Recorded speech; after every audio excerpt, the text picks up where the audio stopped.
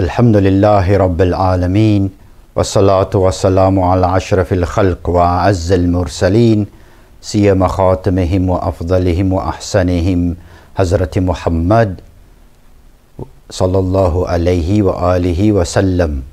Wa ala ahli baytihi at-tayyibin at-tahirin. Salamullah alayhim ajma'in. Wa nusalli wa nusallim ala jamil anbiya'i wal mursaleen. Salamullah alayhim ajma'in. Assalamu alaikum wa rahmatullahi wa barakatuh. Today is the 19th of the holy month of Ramadan, 1443 or 2022. And we wish you likewise a day full of barakah, a day full of ni'mah, a day full of fadl, a day full of minnat, a day full of grace, a day where you have complete success, inshallah, tawfiq kamilan, inshallah. And may you enjoy this day. Another opportunity we have to ask for istighfar, ask for forgiveness, ask for maghfirah, ask for that Allah should turn a blind eye and Allah should use the eraser and erase all our bad deeds, knowingly and unknowingly. And may Allah, inshallah, at the end of this Ramadan, may Allah have in our file clean pages. And we ask Allah, inshallah, that He summa, you know, that He summa erase the whole file and just have a file full of good deeds. We were speaking about humility. And we've said that humility is it's a characteristic of strength. It's a characteristic of also disengaging with all the drama that is going on. It's a characteristic where nobody determines how you react, but only you determines how you react. You are in charge. You are in control. You are empowered by humility. And we have so many examples of our masters. We will relate now one of those.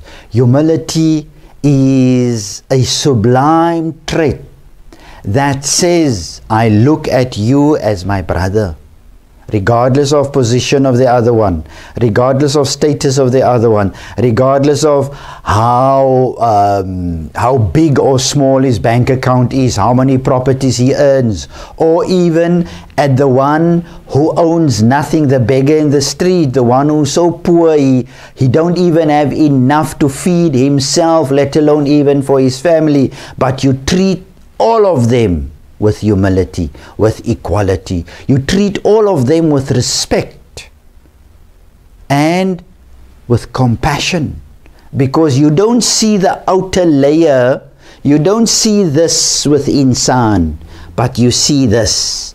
This is what is honored. This is what matters. Not this and not the money that we have or the properties that we have. Because many people define them in terms of what they have attached. And all those attachments, you're not taking it to the grave. That you will ultimately have to leave here. You even go out of this dunya naked. They just wrap a few pieces. That is just for insan, you know. But you leave here with nothing. Only thing we take with is our good deeds. And may that be, inshallah, our destiny. We only leave here with our good deeds. There would be no, inshallah, no bad deeds that we are carrying with, inshallah. And we ask Allah, let that be a reality. Ameen. Let us look at the example of one of our masters, and that is Amirul Mu'mineen.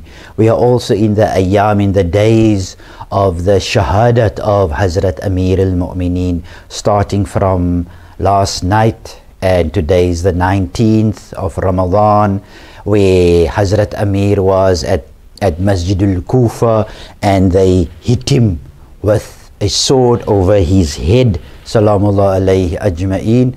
And let us look at one example of his life, and that is reported from Zurar. And he says about Amir al-Mu'mineen, he used to praise Amir al-Mu'mineen a lot. And here is one of the aspects of what he said, how Amir al-Mu'mineen lived.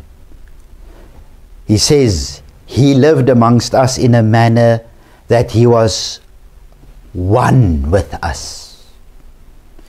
When we went to him, he used to call us closer. Come in, come sit here, come closer. When we ask him anything, he would reply to us, you know, not, okay, wait, I will answer you with some of attitudes, you know, some of no, a'udhu billah. Hazrat Amir was loving and kind. When we ask him for anything, he would reply to us. When we invited him, he made it a point to accept the invitation. Not, he was Khalifa at the time, you know. And not, wait, I have to check in my diary and then I get back to you. I let my secretary check, and then, you know, Hazrat Amir, you know, ma'adallah, wasn't like that. When we inquired about his welfare, he would patiently respond to our queries. By Allah, we used to be pleased in his company. His dominant personality used to render us quiet in his presence. Sometimes, you know, when you are in the presence of a master, then you're not going to ask lots of questions about anything, about economics, science, politics, about whatever. All you want to do is just bathe and relax in the presence of a master and absorb that positive spiritual energy. That's all. You just quiet. When he smiled, it used to seem that there were pearls in place of his teeth. He used to take the poor close to himself, not from there and say Salaam Alaikum. He used to come, interact, was affectionate, was interacting with the poor and the downtrodden. You know, he used to take the poor close to himself and give respect to the men of piety. The high and mighty were unable to take a wrong step in his presence, and the weak never went away dissatisfying with him or with his presence. That was Amir al-Mu'mineen amongst others. You know, let us look at another trait which Imam Jafar Sadiq salamullah alayhi, where he said, Imam Jafar Sadiq has said that once when Hazrat Amir al-Mu'mineen, he mounted his horse and his companions followed Hazrat Amir by walking behind him. So Hazrat Amir, he turned, you know, back and he looked at them and he asked, what is it that you need? That why are you following me? Why? So they said, right, so they said, no Mawla, we just like to walk behind you. And Imam says, no, please go back.